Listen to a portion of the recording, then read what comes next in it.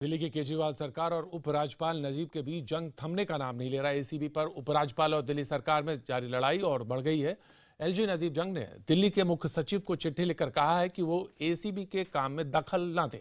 LG ने फिर दोहराया है कि एसीबी दिल्ली सरकार के अधिकार क्षेत्र में नहीं आता है।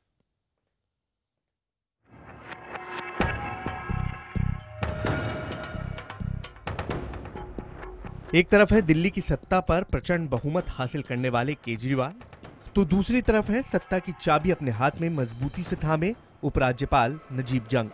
दोनों के बीच एक ऐसी दरार आ गई है जो बढ़ने का नाम नहीं ले रही। नौकरशाहों के तबादले और उनके फैसलों को लेकर रोज नई खबरें आती हैं। आज एक बार फिर एलजी ने एसीबी चीफ मुकेश मीणा को लेकर केजरीवाल सरकार को तल्ख चिट्ठी लिखी है।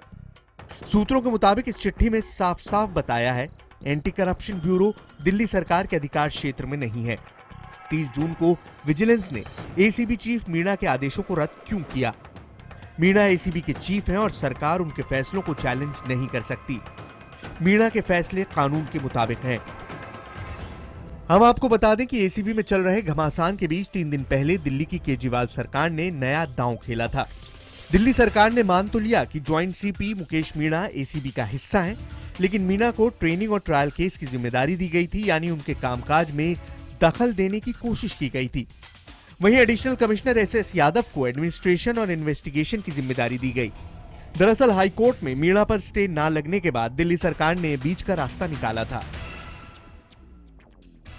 माननीय उच्च न्यायालय ने 20 मई 2014 को यह आदेश पारित किया था और स्पष्ट किया था कि एसीबी दिल्ली सरकार के अधिकार क्षेत्र में आता है। हमारा ये मानना है कि मामला भी सब जुडाइस है। हमें यकीन है कि संविधान से ऊपर, व्यवस्था और प्रक्रियाओं से ऊपर कोई भी नहीं है। आने वाले दिनों में हाईकोर्ट में इस मामले पर सुनवाई होनी है, तब संभवतः दूध का दूध और पानी का पानी हो जाएगा। वहीं 2 दिन पहले एसीबी हेल्पलाइन नंबर 1031 को लेकर भी बवाल हुआ था कि आखिर ये कहां से संचालित हो रहा है। इसकी जानकारी किसी के पास नहीं है। आरटीआई के जवाब में मुख्यमंत्री कार्यालय, एसीबी कार्यालय व सतर्कता विभाग ने कहा कि उन्हें इस बात की जानकारी नहीं है कि हेल्पलाइन का दफ्तर कहां है। कांग्रेस ने कहा कि वो मांग करते हैं कि सरकार जल्द से जल्द पूरी जानकारी दे।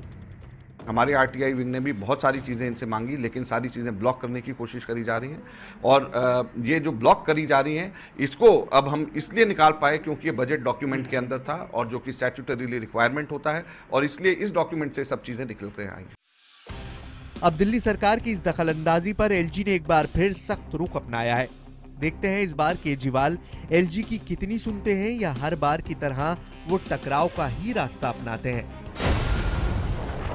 Bureau report, IBN 7।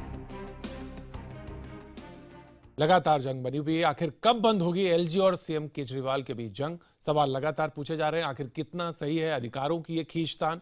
अधिकारों की लड़ाई में जनता को क्यों उठाना पड़ रहा है नुकसान? ये बात लगातार शिद्दत से महसूस की जा रही है दिल्ली में।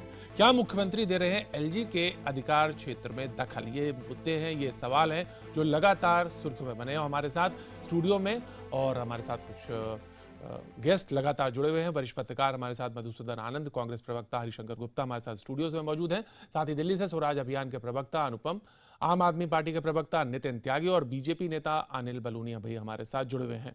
जी हरिशंकर जी लगातार बात कहना चाह रहे थे। जी आप ही से चर्चा शुरू कर देते हैं। यहाँ पर एक बात कहना चाहता हूँ। एसीबी का मामला आपने बहुत अच्छा उठाया हुआ है जी, और काफी दिनों से लोगों की, दिल्ली के लोग इस मामलों को लेकर परेशान भी और गुमराह भी हो रहे हैं। मैं कहना चाहता हूं कि एसीबी में इतना तूल क्यों? जो काम आपको करना चाहिए था, जिसके बल पर आप लोगों ने पूरा आंदोलन और बखेड़ा खड़ा किया कि लोकपाल बनाएंगे, लोकायुक्त बनाएंगे। भाई लोकपाल बनेगा जब बन जाएगा, लोकायुक्त तो बना दीजिए। कांग्रेस पार्टी, अजय माकन जी वो कह रहे हैं लोकपाल बनाएंगे, सड़कों पर डिमांड कर रहे हैं। एसीबी बन जाएगा, एसीबी का झगड़ा चलता रहने दीजिए। कम से कम जो इनके हाथ में है हरिशंकर जी तो बना दीजिए। नहीं हरिशंकर जी वो कह रहे हैं कि लोकपाल पे वो काम कर रहे हैं। और कब से रहे हैं ये लोग, बनाते क्यों नहीं है?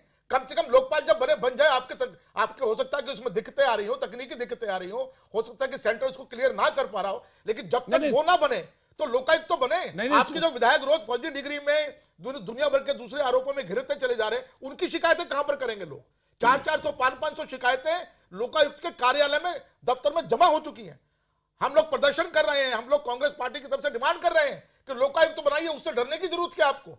क्या आप इसलिए डर रहे हैं उससे कि आपके जो विधायक हैं, जिन लोगों को चुनाव के समय में आपने ये कहा था कि गिरिजन को टिकट देंगे और सब फर्जी डिग्री बनाकर ले आए, उनके खिलाफ नितिन इस पर रिएक्ट करना चाहेंगे आप? हालांकि सीधा मामला नहीं है, लेकिन हाँ फिर भी सवाल उठाया है शंकर जी ने। जी हाँ, बिल्कुल रिएक्ट करना चाहूंगा इसके ऊपर जो उन्होंने फर्जी डिग्री का उठाया है मामला।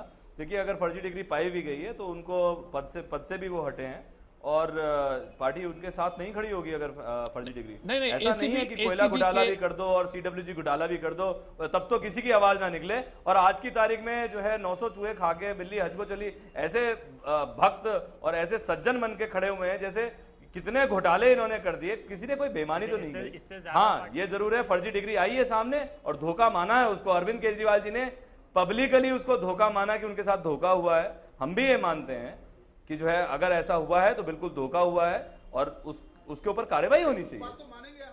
किसी को सेव करने की कोई कोशिश नहीं। मैं आपकी जानकारी के लिए बता दूं, समझना चाहिए इन दोनों चीजों में बहुत फर्क होता है। एक जगह पे आप अपनी पूरी सरकारों को बचाने की कोशिश करते रहे, एक समय ऐसा हो गया कि लाखों करोड़ रुपए के घोटाले रोज खुलते थे इस कांग्रेस पार्टी के। तब ये लोग कहां थे? उस समय पे कहां प्रदर्शन कर रहे थे? अरे भाई मेरे, आपको तो खुली छूट है, सरकार आपके हाथ में, एसीबी आपके पास है। लोकायुक्त को बनाइए, कांग्रेस के लोगों ने जो घोटाले किए हैं उनको उजागर कीजिए, उनको जेल में डालिए, लेकिन प्रूफ तो कीजिए। ये तो कब से कहकर लोगों को गुमराह कर रहे हैं आप लोग पिछले कई साल से। इतने इस बात के लिए कोई इनकार नहीं है। कांग्रेस पार्टी कभी किसी को बचाने का काम नहीं करती। आप लोगों ने जितेंद्र तोमर को पूरा 15 दिन तक बचाया।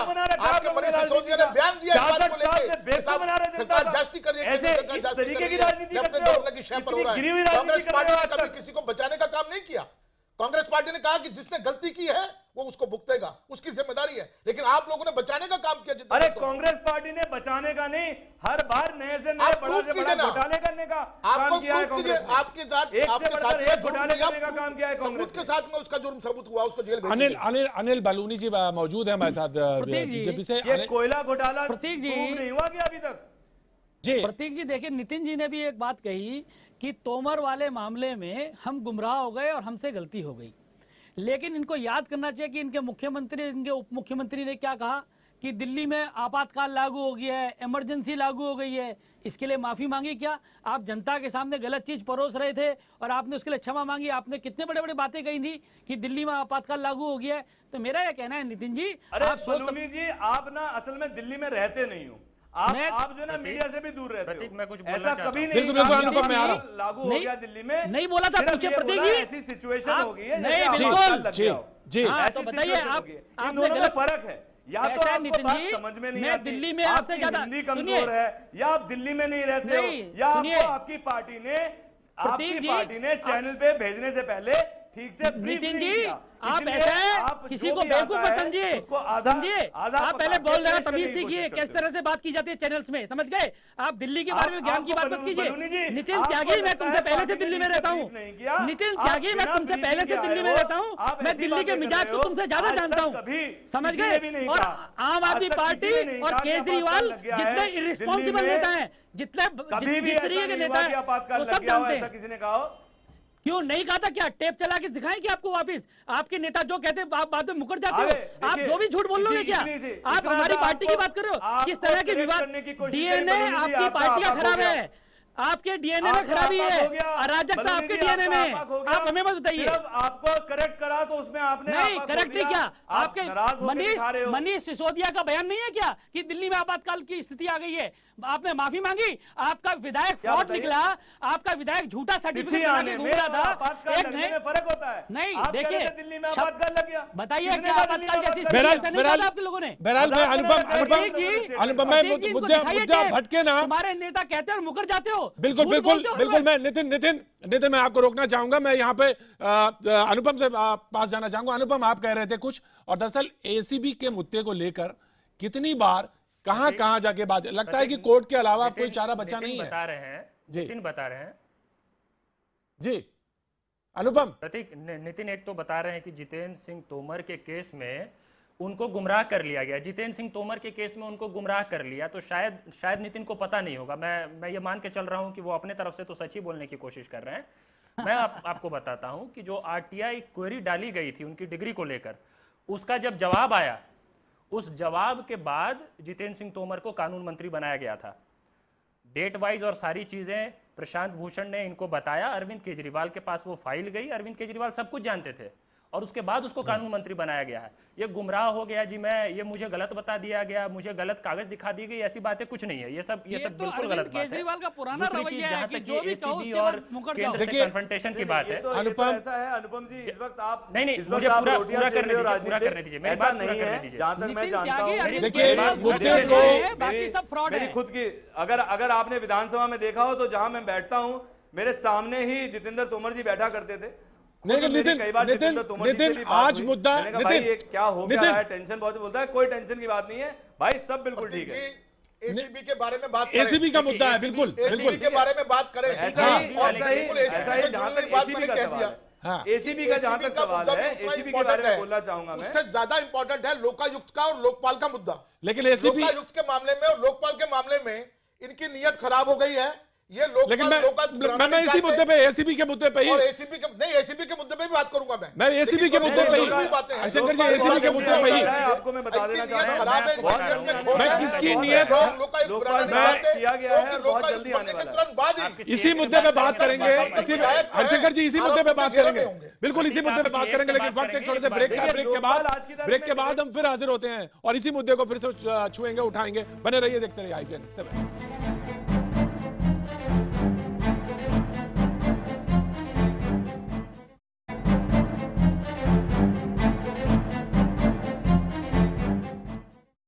आज के मुद्दे को हम एक बार फिर आपको अपडेट कर देते हैं।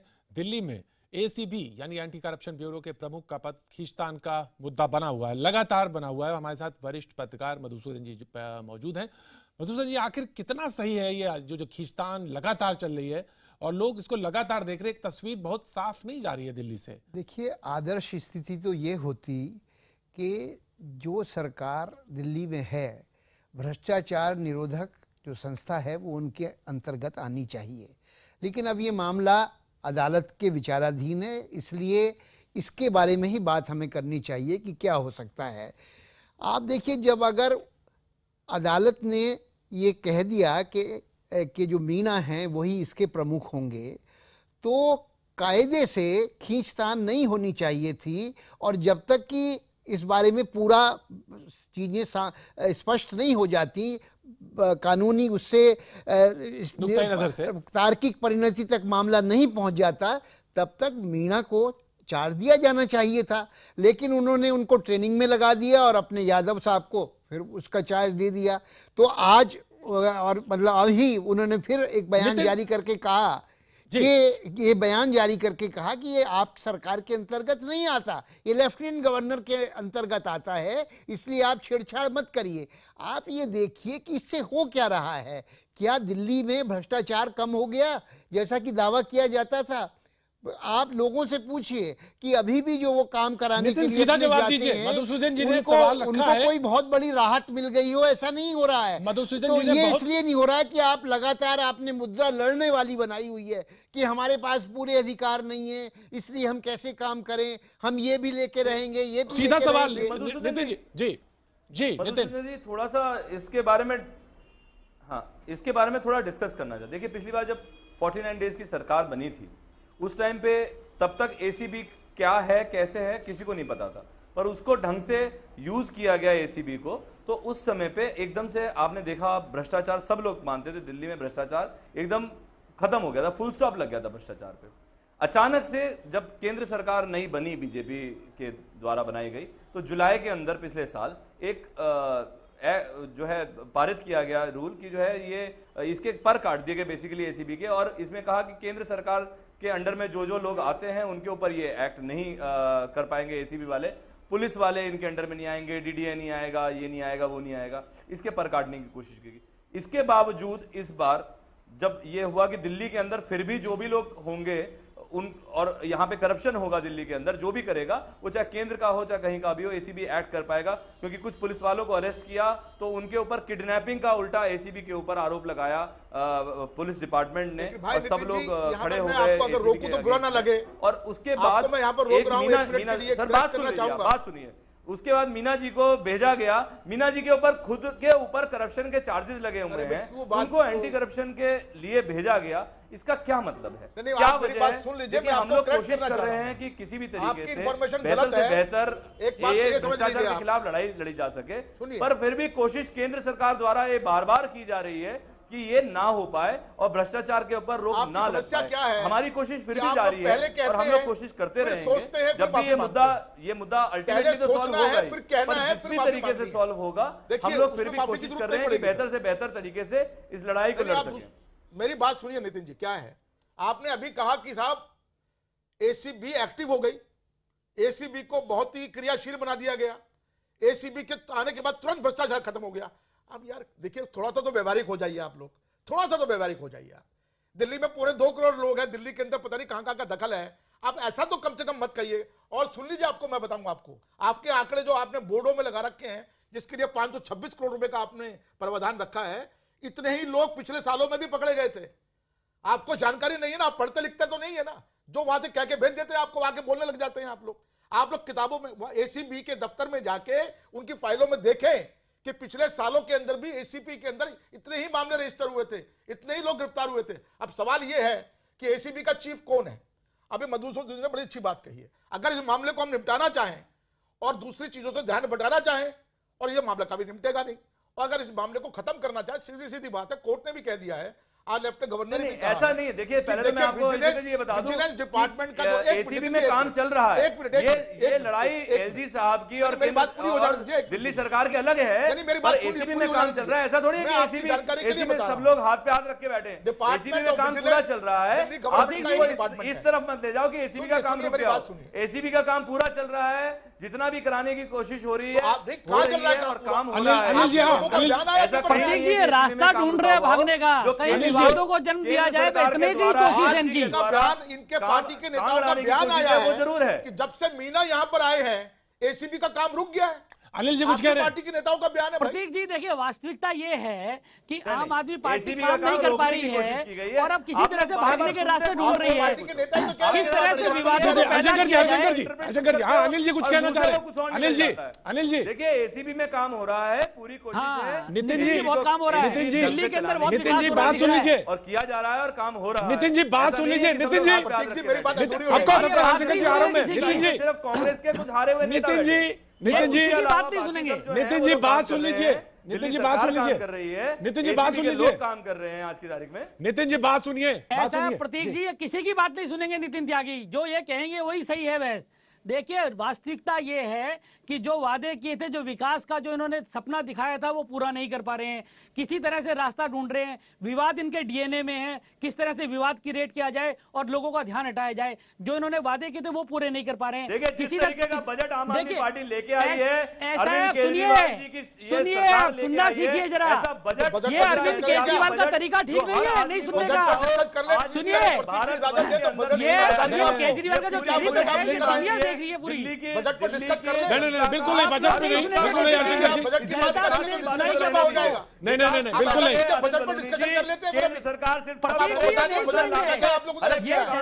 नहीं बिल्कुल नहीं, पर्दे के पीछे से जो सौदेबाजी कर रहे हैं बजट के नाम पर, वो सब लोगों को पता है। कुछ नहीं मान सकते बीजेपी को। नितिन त्यागी इसी की वजह देखिए, बिल्कुल नहीं, आज बजट पे बातचीत नहीं, सिर्फ इसी मुद्दे पे बातचीत। लेकिन जो तस्वीर, जी बिल्कुल जो, लेकिन जो तस्वीर बन रही है वो निश्चित तौर से ये कही जाएगी कि बहुत अच्छी नहीं है और वो तस्वीर सुधरनी चाहिए। लेकिन आज वक्त सिर्फ इतना ही था, हम फिर मिलेंगे, बात करेंगे। आप बने रहिए IBN के साथ, देखते रहिए।